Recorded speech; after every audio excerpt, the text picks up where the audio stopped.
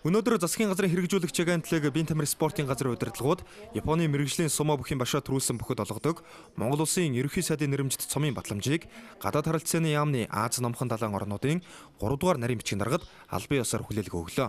За спортын төв ордны хурлын танхимд энэ өдөр Бие тамирын спортын газрын дарга Шарав Жамц, Бие тамирын спортын газрын үндэсний шгшөөгийн захирал Монгол Улсын ардын багш, Монгол Улсын гавь уцгалжуулагч Насан тогтох, Бие тамирын спортын газрын төрийн захиргаа санхүүгийн дарга Одон Баяр, Бие тамирын спортын газрын спортын бодлогыг хэрэгжилтийг зохицуулах хэлтсийн дарга Бахиджан нарын тэргүүтэй Бие тамирын спортын газрын удирдлагууд хүрэлцэн ирж энэ батламжийг шилжүүлэх юм а.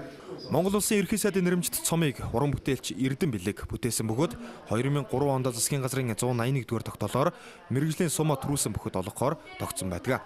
За Бие тамирын спортын газрын хувьд жил бүрийн 6 башаагийн төрөө бүхэд гардуулдаг энэхүү шилж явах цомын батламжийг 2010 оноос хойш Арлан Япон улс руу тасралтгүй хөргүүлж байгаа юм байна. За энэхүү 2017 онд явагдах 6 башаагийн төрөө бүх эдгээр 6 батламжийг гард авна. Одоогоор 1 болон 3 дугаар сарын башаад мэрэгжлийн сумо бүхийн Якозана Кисина Сата төрүүлээд байгаа юм.